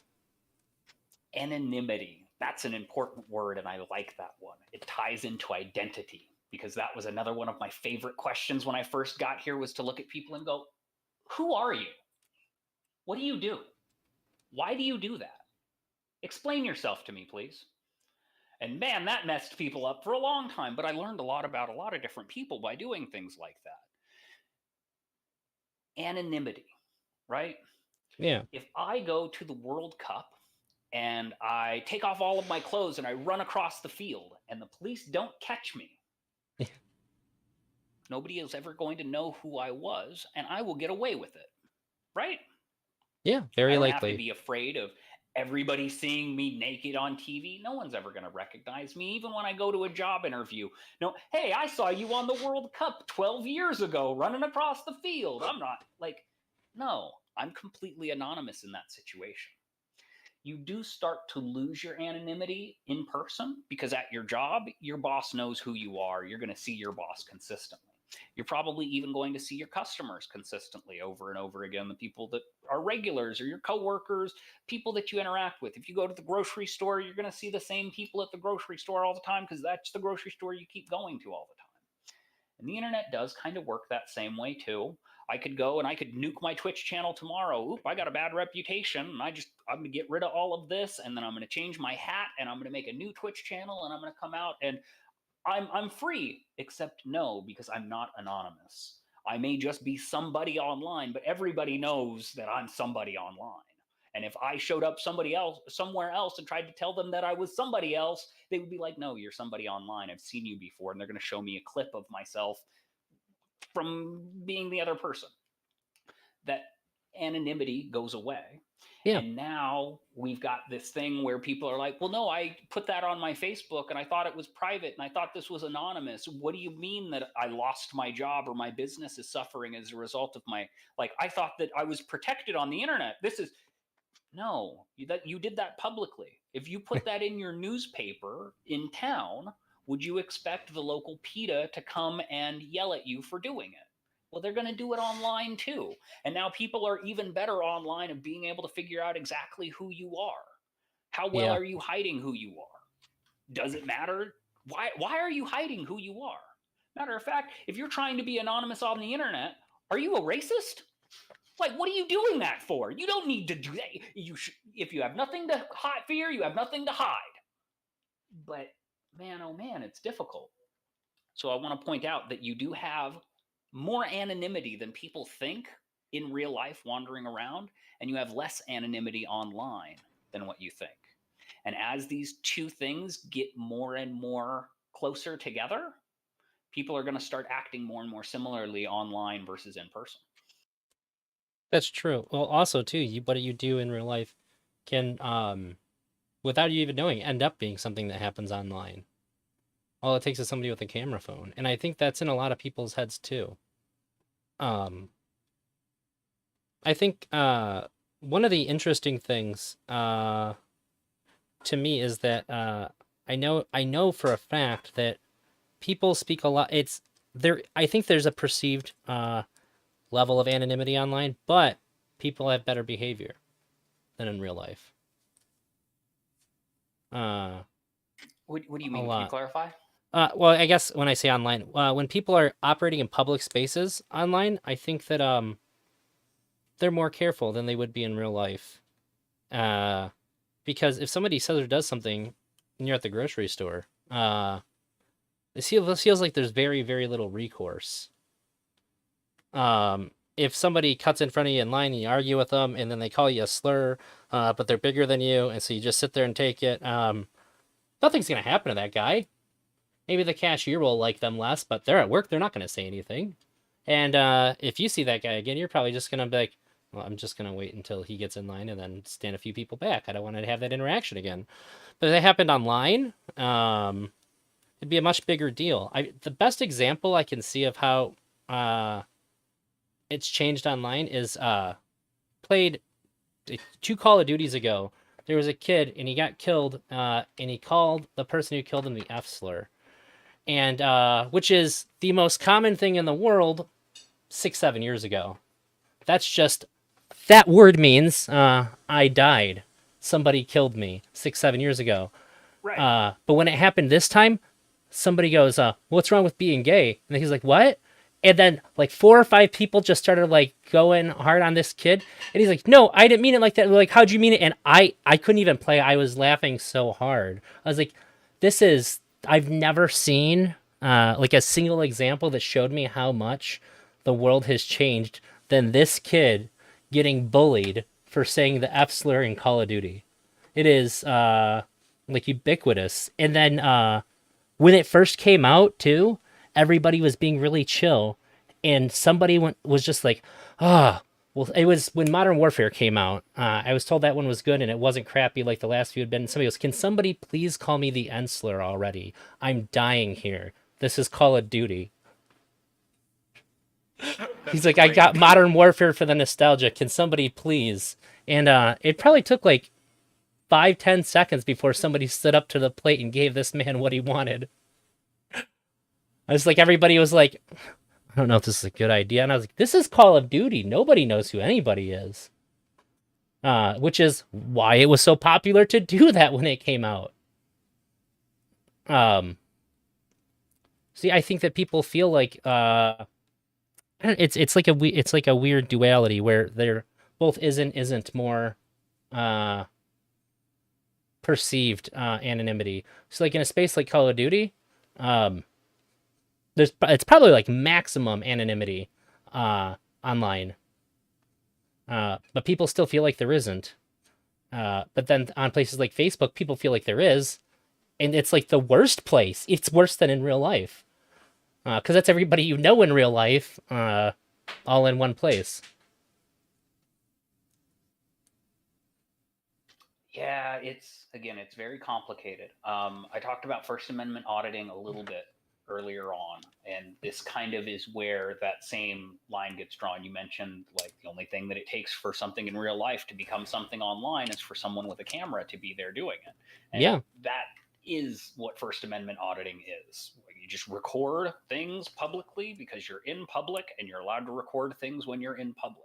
yeah, The issue that people get a little bit nervous about that is, wait a minute, there's a permanent record of the things that I'm doing. Someone may potentially review this down the road, and I might get criticized based on my behavior for the things that I'm doing. That's why body cams are such an important thing for police officers, so that we created this record so that we could later go back and then audit the things that they had done and then criticize them, retrain them, or disbar or discharge them based on like the way that their actions work. And when people went, hey, wait a minute, you're not supposed to be able to remember these things. There's not supposed to be recordings of these things like that. We don't live in this surveillance state. That's not supposed to happen like that. Versus online, people have this expectation of things that are online are there forever and everybody is going to see them and you can't possibly hide them because they're on the internet.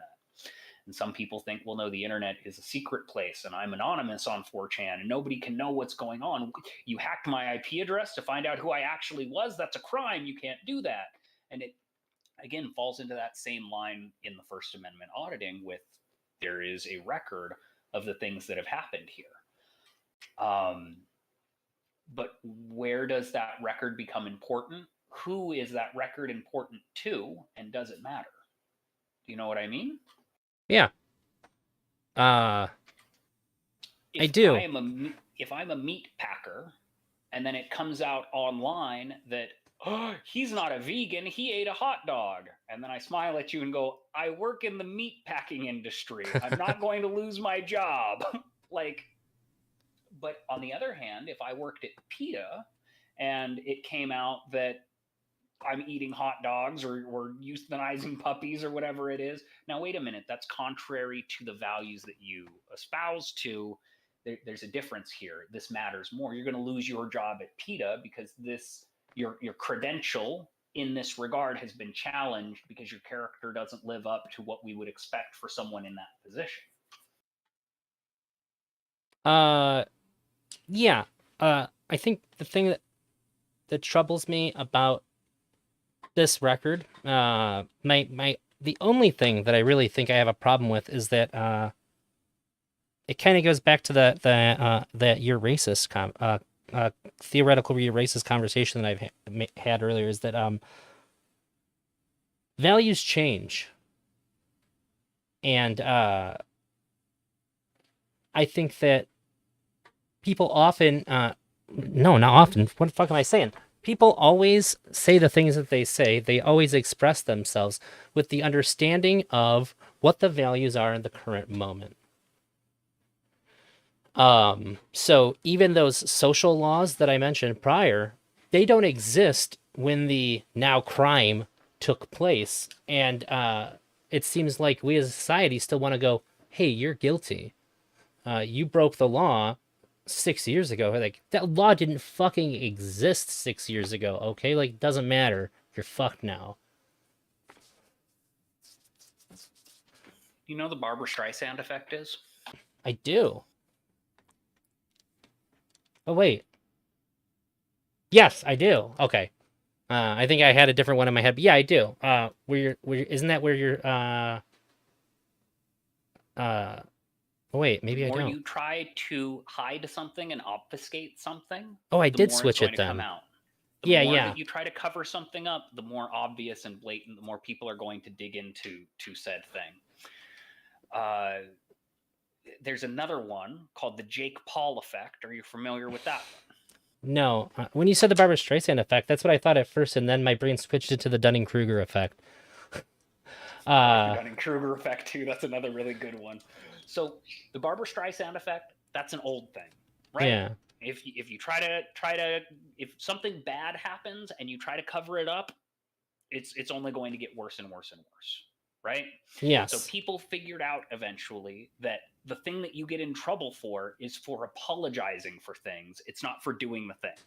Because people are going to see the apology video and now you just said I am a bad person because I did X. Well, now you're canceled. You admitted that you're bad, and of course I'm not going to watch you. You even said I shouldn't. But on the other hand, if you don't ever acknowledge the thing, people are going to debate about whether or not you should be canceled, and then they're going to go watch your other videos to go make up their mind for themselves as to whether or not they should cancel you. So if you get to the position where you're Jake Paul, just keep crashing cars into new buildings once a week to keep yourself in the news every day, because you're famous for crashing cars into buildings and everybody wants to tune in to see when you're going to crash into next. So again, there's kind of that catch 22 on that. uh, sure, yeah, I guess what I'm saying is if someone does a racism and then they focus their entire life on I did a racism, or if people are following them around constantly pointing out that they did a racism, they're never going to be able to escape it. There's Extreme Dad. Oh my gosh, what a perfect example. Golly, dude, go get a new name. No one knows who you are. It'll all go away. But, he can't. He's got to hold on to it. And he needs to ride that pony forever. And unfortunately, he's always going to be the same person that he is. And it can't change until he decides to fix it. um, it's well, to be fair, it seems like he this in this particular instance, it does seem like he let it go. Thanks Has to he? Will I've and his never had a channel. conversation with him that wasn't about the one topic of conversation that he talks about. Does he talk about anything else now? Um, I haven't heard him talk a whole lot. I actually, as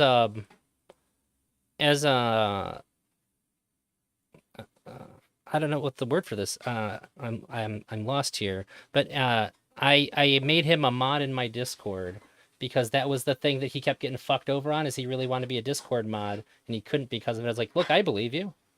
I don't think you did anything. I think you Good got job. fucked over by people in powerful situations, and I would love it if you were a moderator in my Discord. Because I tell you what, somebody who's been fucked over like that, I can't imagine somebody who is going to be more careful before banning somebody than that guy. He's going to make sure he knows what's up.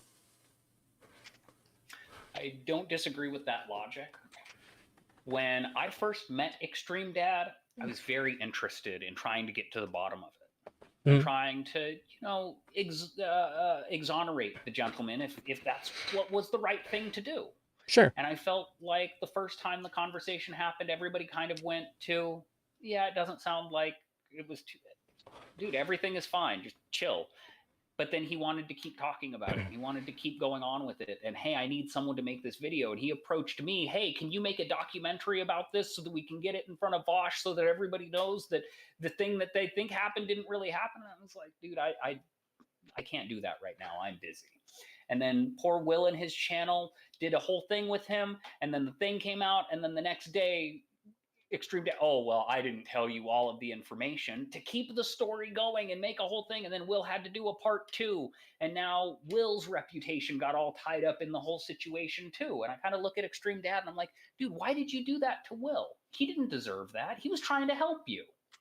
Well, the first thing that Sunday called him on too, he went back and he seen that Extreme Dad actually did inform him of that. And when that was happening too, I was like all caps in Will's chat, like, Will, no, don't listen to Sunday. Hold your ground. Like, this motherfucker watched the video. You made the video. You are the documentarian. You know your shit. Don't let him convince you that you don't. Fuck Sunday. Uh, um, Will needed a little more doubt in the other people who were acting confident in that moment. Uh, I, that sucked really bad. Sunday has me blocked. We don't talk. I can appreciate that. It's probably for the best on both sides. Yeah, we did end up talking once on a particular person's hotline show.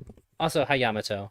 And I couldn't even contain myself. I yelled at him. I was told by the host that I was too hot for the hotline, if you can believe it. Wow, that's impressive. I thought so Um, too. I thought so too. Nobody calls me a liar though, man. I'm telling you. I don't lie. My life would be so much easier if I was a liar, I tell you.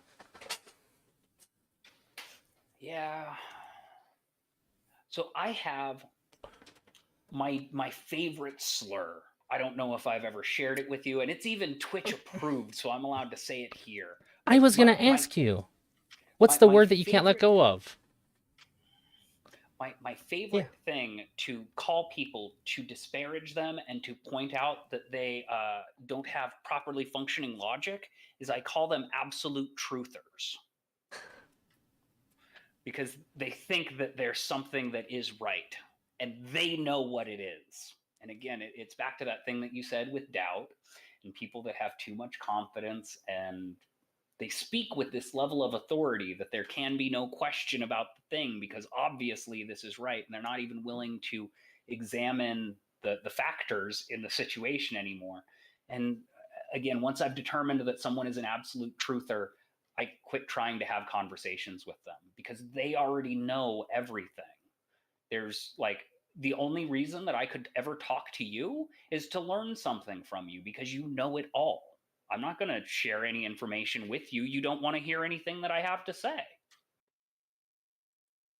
Uh, yeah. Somebody in my chat said, imagine not thinking that you're wrong about everything. right? Right?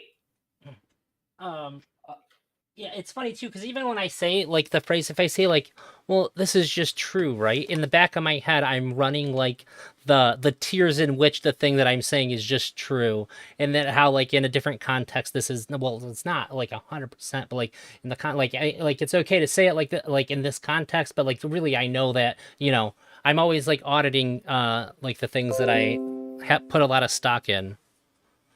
So I feel like people don't. I know people don't. I see people don't all the time. Um, and I think it yeah, freaks me out a lot. I'm sad that Wick changed his name because the Death of Certainty was probably my favorite Twitch name of all time. I right? think That it's was so better good. branding for him to have changed it, but like it made me feel good. I felt like somebody was out there putting in big capital letters the good thing that people need to be doing. I think that he needs to sit down and figure out a format for a Wednesday show. And Wednesday needs to become the Death of Certainty podcast show. And just one day a week, go kill certainty somehow. I That'd be nice. That'd be really cool. I think it'd be really cool to just if he had a show where it was dedicated to showing how we can't know. Uh, but that takes a lot of humility. Um, so I have to leave soon. They're gonna start soon. I'm on my second to last session of like a 5 year long D&D campaign. Hey, awesome.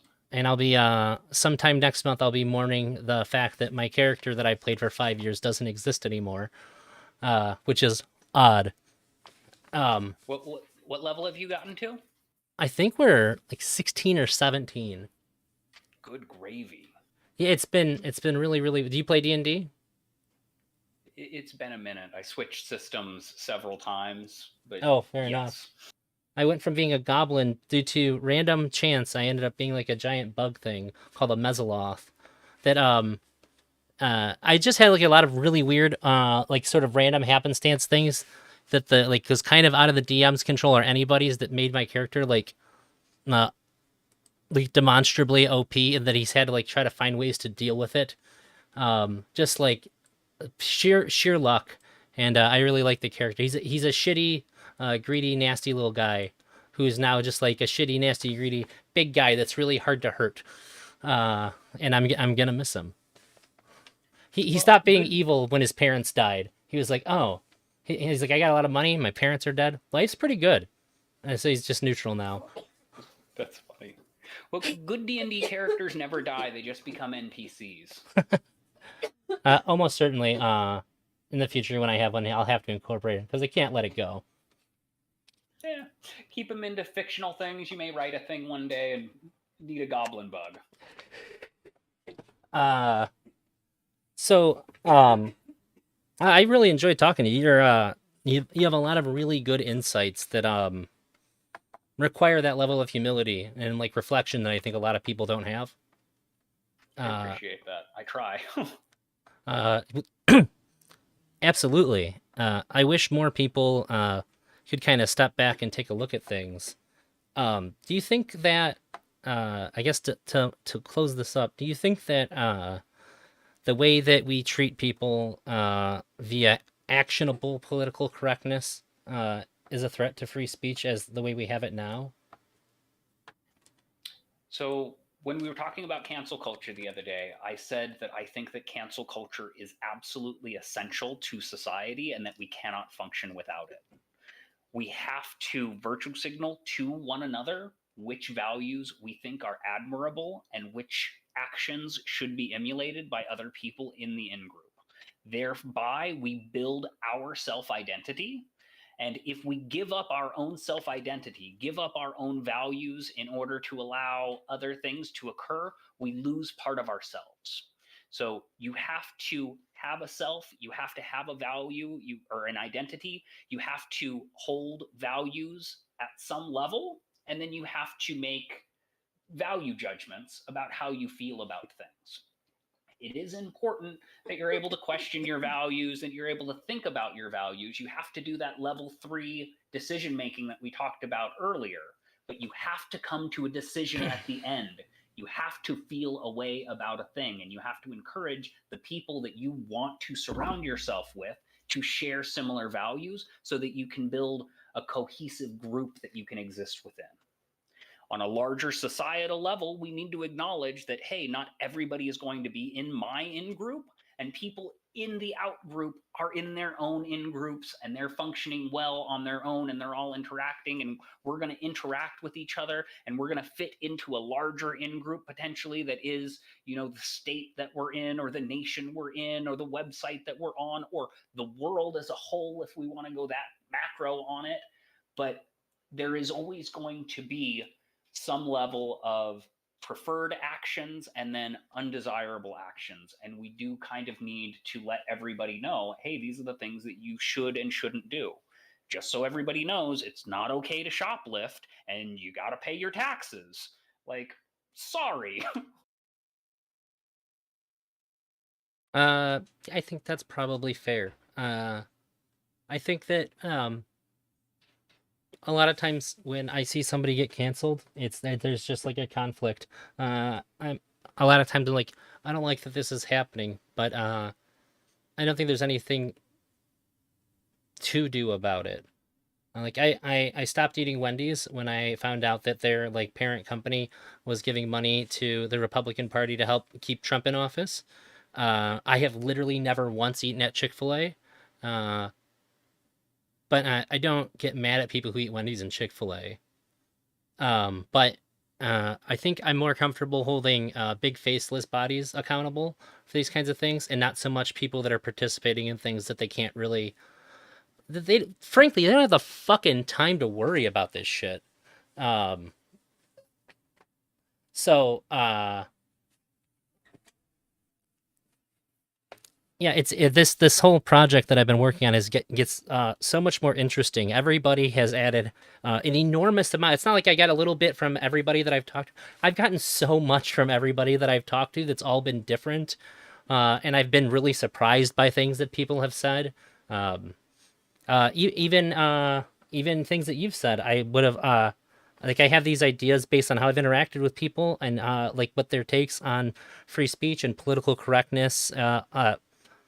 Like the movement would be, and everybody seems to have a much more complex, nuanced, and very personal ideas about these that all and everybody fucking makes sense. That's the hard thing about it, isn't it? Oh man, Yeah, we're gonna have to talk about rhetoric next time and about the squishy nature of the bottom of things and the cognitive dissonances that all of reality is built on top of. that's one of my That favorite might be a words. um, two things. We talked about brands that you're mad at. I'm mad at Kellogg's, and I don't eat Kellogg's anymore because during COVID, there was this big thing where you have to work overtime and we can't pay you for the overtime yet. We're going to pay you later for the overtime. And then there was this big union strike because of all of these unpaid wages. And they decided, you know what? We don't have a union anymore. You're fired. And they got rid of all of the employees and never paid them for their back pay. And then I had to quit eating corn pops and Pop Tarts. And I haven't had them for like 2 years now. They didn't pay that. Dadgum They owe them Kellogg's. money still. No, because the negotiations ended and the lawsuit ended, and no, they don't owe them anything. But like, they didn't ever get paid, and they did work. Oh, that's what I mean by owe them. Maybe not Yeah, legally, but they fucking owe them money. They yeah, did the work. yeah. Isn't that great? I freaking Kellogg's, Dadgum, freaking Tony the Tiger. You're not great. Thank you. 371 1. Hey. So cognitive dissonance, just very briefly, and I know you got This to is run literally one of along. my favorite words. Please go So on. the nature of reality when we okay,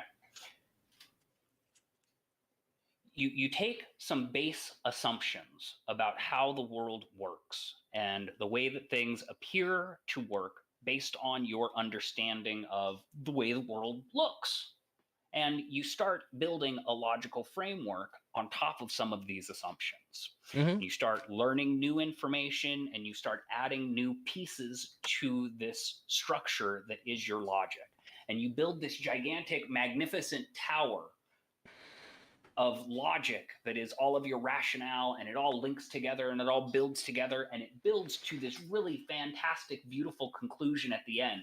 And that's like the spike on top of the Empire State Building. It's this big, beautiful statue monument up at the top. But the problem is, you got all of this fantastic, rigid, mechanical structure that you've built with all of your rhetoric. But when you get down to the bottom of it, it's all built on a bunch of assumptions and loose words that don't actually mean what you think that they mean. And there's more nuance to these foundations, and you don't understand all of the aspects to it. And as you examine those things, the foundation starts to fall apart. And then the rest of your logical and rhetorical tower starts to fall apart as a result of it also. So all you ever have to do if someone starts building this great thing and they start sounding 100% right is start asking them about the fundamental foundational logic that they built the argument on top of, and you're going to point out that it's all built on top of a mushy swamp and they don't understand anything of what they're talking about, and they go from being smart to being an idiot in about 2 seconds. It's it's so weird that you said that. I just talked about yesterday. I talked to Beckett, and I said that it's unethical to talk Christians out of being Christian because their foundation is God. You yank it out from under them, everything else is going to fall. You can't remove the foundation of a house. You got to start at the top and work your way down. You can't remove God because everything is because God. And you take that out, the whole structure is going to be fucked up. There's still going to be something there, but it's going to be fucked up. I think Yes. you're hurting people by doing that. Yes. You have to work with them. It is unethical to tell someone that they're wrong and then educate them about facts. You have to let people be bad at math because it's their right to be bad at math if they want to be. But then again, dadgum, now we got a society full of people that don't know how to add. So maybe we do need to force them into re-education camps so that we can make them learn algebra. If you're gonna remove the foundation, you got to do it slowly, and you got to help them rebuild a new one. Right. And we do have this really bad habit of trying to attack someone's foundation and then just letting them collapse and be broken all over the ground. But again, that's not the right way to reach common understanding with someone. You have to find out where their foundation is. You have to bring yourself down to that foundation. You have to understand it completely. And then you have to try to illuminate them to ideas that they may not be aware of or that they may have overlooked so that they can expand their worldview, and then they can re-examine their own logical structure in their own time once they have more new information. Yeah. But it's not your obligation or responsibility to do that. You're just trying to help people. You only have to help people that want to be helped. Yeah, knowing something and realizing something are two very different things, and realizing something is significantly more powerful than knowing something. And I think that's helping people realize truth is infinitely more valuable than providing truth. I don't disagree, but remember the context, because there are situations where all I need to do here on the Prime Kai's panels is dunk on these losers so that I can show everybody what a Chad I am. But then sometimes I'm having an important conversation with my girlfriend, and I need to make sure that we can reach a common understanding so that we don't create division and the separation in this relationship. So use your tools when it's appropriate. True. Uh, uh, somebody, do you still stream? I never see you popping up. I follow you. I am on a bit of a side project at the moment, and I don't have quite as much time for my streaming career. I Gotcha. will be back very soon. I have some wonderful things in the pipeline coming up, but they're on hiatus for a little minute. Keep an eye open for some really big interviews. I've got some freaking huge names that are on the waiting list, and we'll see if we can get them scheduled.